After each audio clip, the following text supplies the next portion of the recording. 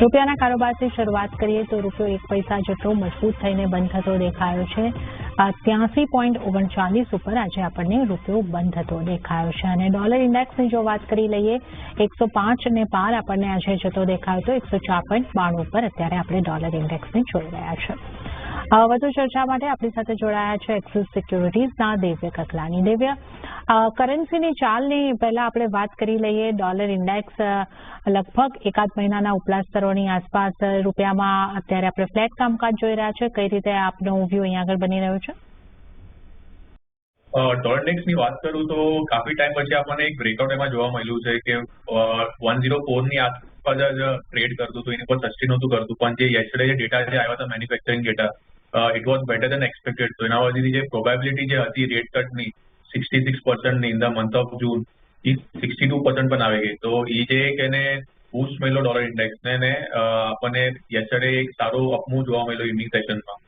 તો overall trend હમણાં positive જ રહેશે ડોલર ઇન્ડેક્સની અંદર. જ્યાં સુધી 104 ની નીચે નહીં થાય ત્યાં સુધી ટ્રેન્ડ એમાં બાય ડિપનો જ રહેશે. ને કરન્સીની અગર વાત કરું USD ની અંદર તો 83.5 ની આસપાસ હમણાં ટ્રેડ કરે છે. આજે જે રીતના જે ન્યૂઝ જે આવ્યા છે NSE ના તરફથી કે જે આફ્ટર 5th એપ્રિલ ખાલી જે એક્સપોર્ટર્સ છે એને ખાલી અલાઉ રહેશે ટ્રેડ કરવા માટે, જેનું અંડરલાઈન એક્સપોઝર છે. ને મેઇન આજે ન્યૂઝ જે આવ્યા છે કેમ કે જે પણ બ્રોકર્સ ને જે પણ ક્લાયન્ટ હશે તો સ્પેક્યુલેશન કટ કરવા માટે આવ્યું છે. તો આઈ ગેસ લિક્વિડિટી થોડી ડ્રાય અપ થઈ જશે કેમ કે રિટેલ જે હતા અને જે પણ બધા હેજ ફંડ ને એની અંદર જે ટ્રેડ કરતા હતા તો એ ખાસી જેવી સારી લિક્વિડિટી આપતા હતા માર્કેટની અંદર. તો એક્સપેક્ટેશન એવું છે કે હવે આગળ જઈને જે લિક્વિડિટી છે એની અંદર બહુ ડ્રાય અપ થઈ જશે અને જેનું અંડરલાઈન એક્સપોઝર થી હાઈ ટ્રેડ કરી શકશે. ઓકે, તો આ મહત્વના સમાચાર જે આપણને અહીં આગળથી બનતા દેખાઈ રહ્યા છે કે હવેથી બધા જ લોકો કરન્સીની અંદર 5 એપ્રિલથી ટ્રેડ નહીં લઈ શકે. 5 એપ્રિલથી એક્સપોઝર વગર કોઈ કરન્સીની અંદર ટ્રેડિંગ થતું નહીં દેખાશે. એટલે દેવ્ય, જો આપણે આને થોડું ડિટેલમાં સમજવું હોય તો કોઈ હવેથી આપણે એટલે એક રિટેલર તરીકે આની અંદર આપણે કરન્સીની અંદર ટ્રેડ નહીં લઈ શકીએ?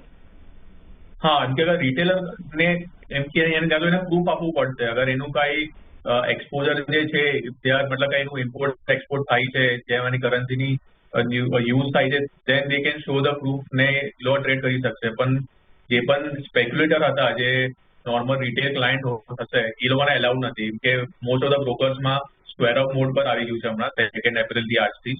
તો નવા ટ્રેડ કોઈને અલાઉડ નથી. એટલે જે પણ જે સ્ક્વેર ઓફ મોડ છે એનું પોઝિશન ઓપન હશે તો ખાલી સ્ક્વેર ઓફ જ કરી શકશે, નવી પોઝિશન નહીં લઈ શકશે. તો આગળ જઈને જે એક્સપોઝર આગળ જઈને જે પણ સર્ક્યુલર નવું આવશે NSE ના તરફથી એનું વેટ કરવું પડશે કે હવે આગળ જઈને શું એક્શન થશે. પણ as of now after 5th April એટલે અગર હું નાના એટલે શોર્ટ ફોર્મમાં કહું તો રિટેલર માટે જે ટ્રેડિંગ છે કરન્સીમાં એઝ ઓફ નાઉ બંધ થઈ ગઈ. કે તો રિટેલર્સ માટે કરન્સીમાં એઝ ઓફ નાઉ આ ટ્રેડિંગ આપણને બંધ થતું દેખાઈ રહ્યું છે 5 એપ્રિલથી. અને તમારી પોઝિશન છે તો તમે સ્ક્વેર ઓફ કરી શકશો, પરંતુ નવી પોઝિશન અત્યારે નહીં લઈ શકો. આગળ હવે કઈ રીતના નોટિફિકેશન્સ આવે છે એના ઉપર આપણે ખાસ અહીં આગળથી નજર રાખવાની રહેશે. આપણે ખાસ જણાવી દઈએ કે USD વાયદો જે છે એ 2008ની અંદર લોન્ચ થયો હતો અને હવે 2024ના 5 એપ્રિલથી એક્સપોઝર વગર કોઈ કરન્સીની અંદર ટ્રેડિંગ નહીં થઈ શકે.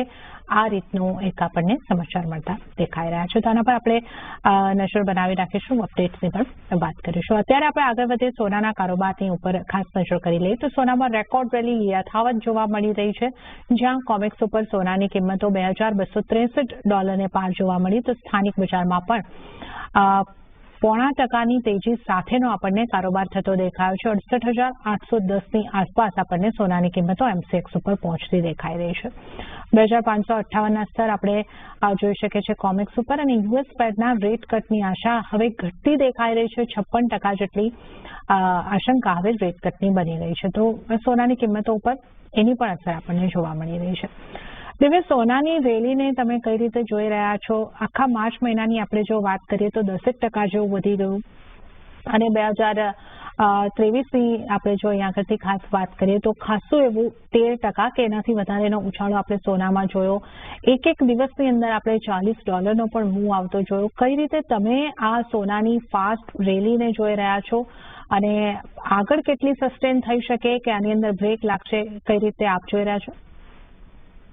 સોનાની અગર હું વાત કરું તો માર્ચ મહિનો સોના માટે બહુ એકદમ ટોપ મોસ્ટ રહ્યો છે આટલા ટાઈમ પછી. ત્યાં તમે જેને કીધું કે ઓલમોસ્ટ 9%ની આપણને રેલી જોવા મળી છે કે જે ટાર્ગેટ હતા મોસ્ટ ઓફ ધ બ્રોકિંગ ફર્મના ઇન્ક્લુડિંગ અમારા એક્સિસ સિક્યુરિટીઝના જે ઓલરેડી યર એન્ડના ટાર્ગેટ હતા કે 69 to 70,000 ટાર્ગેટ બધા યર એન્ડના આપ્યા હતા અને માર્ચ મહિનામાં જ અચીવ થઈ ગયા છે.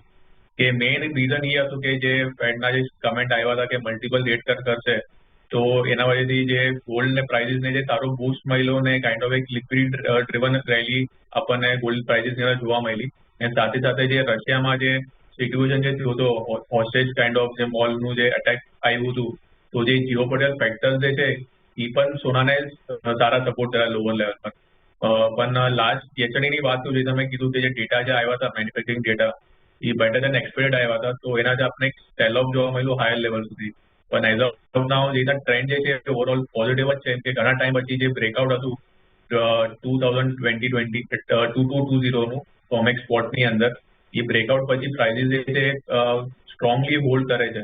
તો જ્યાં સુધી લેવલની નીચે નહીં જશે ત્યાં સુધી બાય ઓન ડિપનો જ વ્યૂ રહેવો જોઈએ. હું એ એડવાઇસ કરું છું પણ જે પણ ક્લાયન્ટ ને જે પણ વ્યુઅર્સ છે એના માટે ને બાય ઓન એટલે ઇન્ટ્રાડે માટે અગર વાત કરું લેવલ સી તો 68,500નો સારો લેવલ છે. તો એ લેવલ પર આવતો એને બાય કરીને ચાલવાનું. સ્ટોપ લોસ છે 68,300નું મેન્ટેન કરવાનું અને ટાર્ગેટ ઉપરમાં 68,750નું રાખવાનું. ઓકે, તો થોડા ઘટાડે સોનાની અંદર ખરીદારી કરવાની સલાહ બનતી દેખાઈ રહી છે. બાય ઓન ડિપની સ્ટ્રેટેજી સોના માટે અપનાવો. 68,300નો સ્ટોપ લોસ રાખો. 68,750ના ટાર્ગેટ માટે સોનાની અંદર ખરીદારી કરીને ચાલી શકો છો.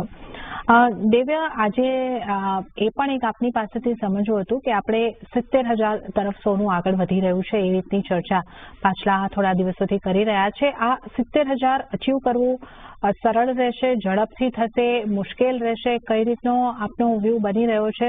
અને આપણે જે આગળ નોન ફાર્મ પેરોલના ડેટા પણ આવતા જોઈ રહ્યા છે તો આ ડેટા પર આ આંકડો પહોંચી શકીશું આપણે? આપને શું લાગે છે?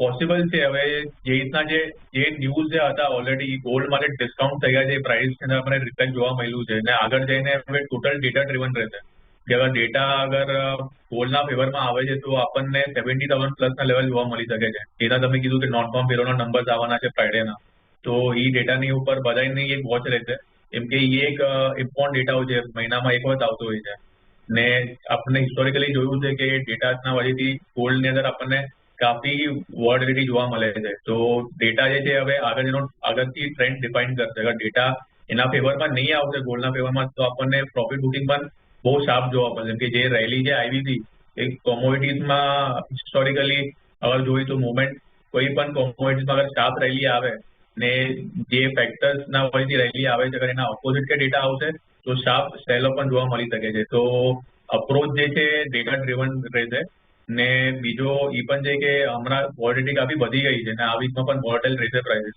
તો જે પણ વ્યુઅર્સ ને જે પણ ક્લાયન્ટ ટ્રેડ કરી રહ્યા છે તો સ્ટ્રિક્ટ સ્ટોપ લોસ રાખીને ટ્રેડ કરવાનું એમ કે હમણાં હાઈ ચાન્સીસ છે કે કોઈ પણ પૂજામાં સ્ટક થઈ શકે છે.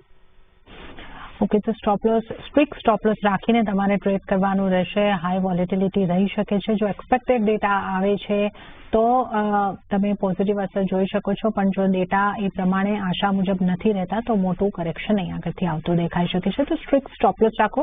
ઓવરઓલ જે તમારે માટે સલાહ છે સોના માટે બાય ઓન ડિપની સ્ટ્રેટેજી અપનાવીને ચાલી શકો છો. ચાંદીની વાત કરી લઈએ તો ચાંદીમાં પણ તેજી સાથેનો કારોબાર જોવા મળી રહ્યો છે જ્યાં કોમેક્સ ઉપર ચાંદી $25 પાર આવતી પહોંચતી જોવા મળી રહી છે. તો 1.35%ની મજબૂતી કોમેક્સ ઉપર, 1.25%ની મજબૂતી આપણને એમસીએક્સ ઉપર પણ દેખાઈ રહી છે. 76,435 ઉપર એમસીએક્સ ઉપર ચાંદી આવતી દેખાઈ રહી છે. દેવે, ચાંદીને તમે કઈ રીતે જોઈ રહ્યા છો? ચાંદીને ગોલ્ડનો પણ સપોર્ટ મળી રહ્યો છે અને થોડું રિવાઇવલ આપણે સારું એવું રિવાઇવલ મેટલ્સની અંદર પણ જોઈ રહ્યા છે તો ચાંદીને માટે આપણે આઉટ પરફોર્મન્સની આશા રાખી શકીએ ખરા? ચાંદીમાં જે હું કાફી ટાઈમથી પણ કહું છું કે ચાંદી as compare to gold under performer છે તો એક્સપેક્ટેશન છે કે ચાંદીમાં પણ એક શાર્પ મૂવ આવી શકે છે.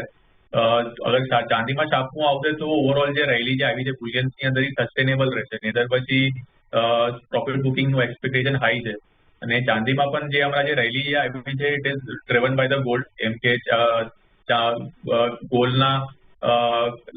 ગોલ્ડમાં જે રેલી આવી છે તો એ ચાંદીને પણ લોઅર લેવલ સારી સપોર્ટ કરે છે.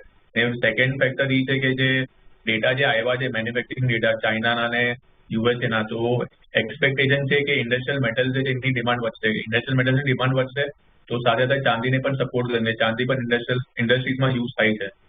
તો ચાંદી પણ વ્યૂ મારો બાય ઓન ડિપ્સનો જ રહેશે. ઇન્ટ્રાડે માટે લેવલ્સની વાત કરું તો 75,800 ની આસપાસ આવતું તો એના બાય કરીને ચાલવાનું.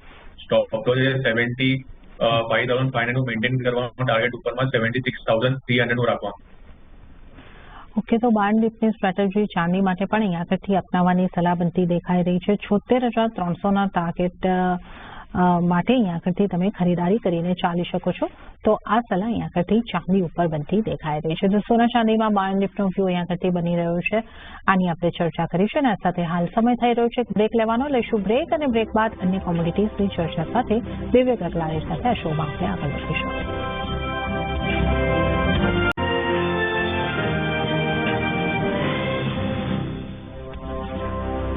વિરામ બાદ કોમોડિટી બજારમાં આપનું સ્વાગત છે અને આજે ચર્ચામાં આપણી સાથે દિવ્ય ગગલાણી જોડાયેલા છે. ક્રૂડના કારોબાર પર હવે આપણે ચર્ચા કરી લઈએ. ક્રૂડ ઓઇલમાં આ ગઈકાલે એક દિવસમાં 1% જેટલી મજબૂતી આવતી જોવા મળી હતી અને બ્રેન્ટની કિંમતો આપણે જોઈએ તો મજબૂતી સાથે જ હજી પણ કારોબાર કરતી દેખાઈ રહી છે. 88.85 ઉપર 1.5% કરતા વધારેની મજબૂતી બ્રેન્ટ પર. નાયમેક્સની વાત કરીએ તો 85.22 પર અહીંયા પણ 1.80%ની મજબૂતી અને આજના દિવસ દરમિયાન એમસીએક્સ ઉપર પણ 7,000 ને પાર આપણે સ્તર જોઈ શકીએ છીએ ક્રૂડના લેવલ્સ. તો 1.33%ની મજબૂતી આપણે એમસીએક્સ ક્રૂડમાં પણ જોઈ શકીએ છીએ. દેવી, તેજીનો ટ્રેન્ડ યથાવત લાગી રહ્યો છે આપને ક્રૂડમાં? કઈ રીતની આપની સલાહ રહેશે? કયા ફેક્ટર્સ અહીંયા ક્રૂડને સપોર્ટ કરી રહ્યા છે? ક્રૂડની વાત કરું તો ઓલમોસ્ટ 5 મહિનાના હાઈ પર ટ્રેડ કરી રહ્યા છે. મેઇન ફેક્ટર એ છે કે જે જીઓપોલિટિકલ ટેન્શન જે છે એ કાફી વધી ગયું છે. કે રિસેન્ટલી જે હમણાં એર સ્ટ્રાઇક કરી હતી ઈરાન એમ્બેસીમાં સિરિયાની અંદર, તો એના વચ્ચેથી સ્ટેટમેન્ટ આવ્યો હતો કે ઈરાન જે છે એ પણ રિટેલિએટ કરી શકે છે. તો એક ફિયર ફેક્ટર થઈ ગયો હતો કે સપ્લાય કન્સર્ન જે છે એ વધી શકશે. ને સાથે સાથે સેકન્ડરી છે કે જે ઓપેકના જે કમ્પ્લાયન્સમાં જે સપ્લાય કટ કરશે રશિયા ને જે પણ બીજી ઓપેક કન્ટ્રીઝ, તો એ પણ એક ફેક્ટર છે જે પ્રાઇસને સપોર્ટ કરે છે. ને થર્ડ ફેક્ટર એ છે કે ચાઇનાના જે ડેટા જે મેં ડિસ્કસ કર્યા હતા એ બેટર દેન એક્સપેક્ટેડ આવે છે. તો એ એક સિગ્નલ કરે છે કે ચાઇનામાં જે છે ઇકોનોમિક રિકવરી આવી રહી છે. જેમ કે ચાઇના આપણને કહ્યું કે one of the top producer છે, કન્ઝ્યુમર છે ક્રૂડ ઓઇલ. તો ચાઇનાની અંદર રિકવરી આવશે તો ક્રૂડ ઓઇલની જે ડિમાન્ડ જે છે સારી વધશે. તો આ 3 ફેક્ટર જે છે as of now A positive છે અને ટેકનિકલી પણ 7,000ની ઉપર કાફી ટાઈમની પ્રાઇસીસ ગયા નથી. તો 7,000 જો આજે આપણને જે બ્રેકઆઉટ જોવા મળ્યો તેના પછી એક સ્ટ્રોંગ રેલી આવી છે પ્રાઇસીસની અંદર. તો as of now trend bullish છે. કોઈ પણ ડિપ્સ આવે તો બાય ઓન ડિપ્સ કરીને ચાલવું જોઈએ. લેવલ 7,040 ની આસપાસ આવે તો બાય કરીને ચાલવાનું. સ્ટોપ લોસ છે 6,990 નું મેન્ટેન કરવાનું અને ટાર્ગેટ ઉપરમાં 7,100 રાખવાનું. ઓકે, તો 7,000ની ઉપરનું બ્રેકઆઉટ આજે આપણે જોયું છે ક્રૂડની અંદર. એમસીએક્સના લેવલ્સની આપણે જો વાત કરીએ તો ખરીદારીની સલાહ હજી પણ તમને બનતી દેખાઈ રહી છે. 7,040ની આસપાસથી તમે ખરીદારી કરો. 6,990નો સ્ટોપ લોસ રાખો અને ટાર્ગેટ તમે 7,100નો બનતા જોઈ શકો છો. તો જીઓપોલિટિકલ ટેન્શન્સ અહીંયા આગળથી ક્રૂડને સપોર્ટ કરી રહ્યા છે અને ચાઇનાની સારી ડિમાન્ડ પણ ક્રૂડને અહીંયા આગળથી સપોર્ટ કરતી દેખાઈ રહી છે. આગળ વધે નેચરલ ગેસની વાત કરી લઈએ તો નેચરલ ગેસમાં વેચવાલી આગળ વધતી દેખાઈ રહી છે, જ્યાં લગભગ 1% નરમાશ સાથે કિંમતો ઉપર જો આપણે નજર કરીએ તો 152ની આસપાસ પહોંચતી દેખાઈ રહી છે. હવે નેચરલ ગેસ માટે આપની કેવી રીતની સલાહ રહેશે? નેચરલ ગેસ કાફી સિઝનલ કોમોડિટીઝ છે અને કાફી વોલેટાઇલ રહી છે. યેસ્ટરડેના સેશનમાં આપણને એક સારી રેલી જોવા મળી હતી. મેઇન રીઝન એ છે કે જે વેધર ફોરકાસ્ટ જે છે it has shifted towards cooler than normal. તો એના વચ્ચે એક્સપેક્ટેશન છે કે જે હીટિંગ ડિમાન્ડ છે એ વધી શકશે અને પાવર પ્લાન્ટ ફ્યુલ છે એમાં પણ ડિમાન્ડ જે છે વધશે. સ્પેશિયલી વેધર ફોરકાસ્ટ જે છે શું છે કે વેસ્ટર્ન ને ઈસ્ટર્ન પાર્ટ ઓફ ધ કન્ટ્રીઝમાં છે કે ત્યાં આવી શકે છે. તો ને સેકન્ડ રીઝન એ છે કે આજે જે ફોલ જે આવ્યો છે હાયર લેવલથી, કે ત્યાંના જે નેચરલ ગેસનું જે પ્રોડક્શન જે છે એકદમ રેકોર્ડ લેવલ પર છે. ત્યાંથી આપણે જોયું તો કાફી ટાઈમથી પ્રાઇસીસ સસ્ટેન નથી કરી શકતા ઉપર લેવલ સુધી. તો મારો વ્યૂ એ રહેશે કે બાય ઓન ડિપ્સ નો વ્યૂ રાખવાનો, હાયર લેવલ પર બાય નહીં કરવાનું, કેમ કે પ્રોડક્શન જે હાઈ છે એના વજહથી પ્રાઇસમાં રેલી નહીં આવશે. તો એઝ ઓફ નાઉ અગર નીચેના લેવલ પર અગર આવે છે 148 to 150 ની આસપાસ, તો ત્યાં બાય કરીને ચાલવાનું. સ્ટોપ તો છે 145 નું રાખવાનું અને ટાર્ગેટ ઉપરમાં 155 નું મેન્ટેન કરવાનું. ઓકે, તો ઘટાડે ખરીદીની સલાહ અહીં આગળથી નેચરલ ગેસની અંદર પણ બધી દેખાઈ રહી છે. 148 150 ની આસપાસથી તમે ખરીદારી કરો, 145 નો સ્ટોપ લોસ રાખો, 155 ના ટાર્ગેટ માટે આ ખરીદારી કરી શકો છો. તો આ સલાહ નેચરલ ગેસ પર. અને હવે આપણે બેઝ મેટલ્સની વાત કરી લઈએ તો બેઝ મેટલ્સમાં પણ તેજીનો ટ્રેન્ડ જોવા મળી રહ્યો છે. જ્યાં એલએમઈ પર ચાઇનાના પ્રોડક્શન કટને લઈને એલ્યુમિનિયમ 3 મહિનાની ઊંચાઈ પર પહોંચતું દેખાયું, તો સ્થાનિક બજારમાં પણ તમામ મેટલ્સની અંદર તેજી સાથેનો કારોબાર થતો દેખાઈ રહ્યો છે.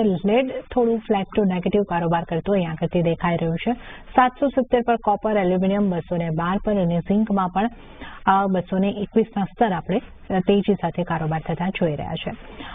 મેટલ્સમાં હવે આપણે જે રીતે ચાઇનામાં ના ડેટા સારા આવ્યા છે, તો આપણે શું સમજવું જોઈએ કે ચાઇનામાં હવે રિકવરીની શરૂઆત થઈ ગઈ છે અને મેટલમાં પણ રિવાઇવલ આગળ આવતું આપણે લાગી રહ્યું છે. કઈ રીતે આપની સલાહ રહેશે દિવ્ય?